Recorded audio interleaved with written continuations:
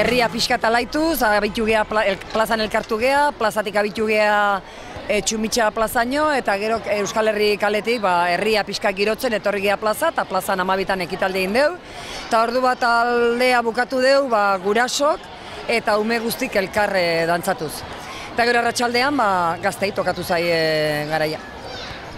Noski gazte festadia, goizen nahiko lana egin dute umekin eta gaztexegoekin, eta arratsaldeen beste herrietako utzi zaie lekua.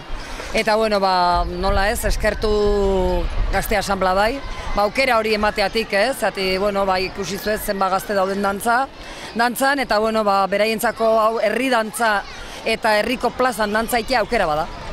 Oso ondo dagoela beste dantzako edo beste ikus emanaldik edo beste motatakok, baina plazako herrian dantzaitea oso polita dela, eta ikuste zuez giroa sortzen den azkenen herriko jendea biltzen da.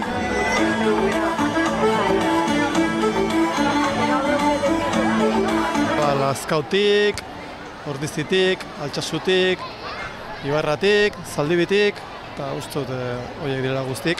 Torri dira herri horietatik dantzari gaztek, 13 eta 25 urte bitarteko dantzariak. Pixkat, ideia hau sortu zen, irtera emateko dantzarioi, dantzari txiki egunetan parte hartzen ez dutenak, beste ekitalitan parte hartu alizateko. Beraientzat ere helburu bat izan daiteke, gazteak hola ikustea, eta alde batetik guretzat ere da beraien motibatzeko modu bat.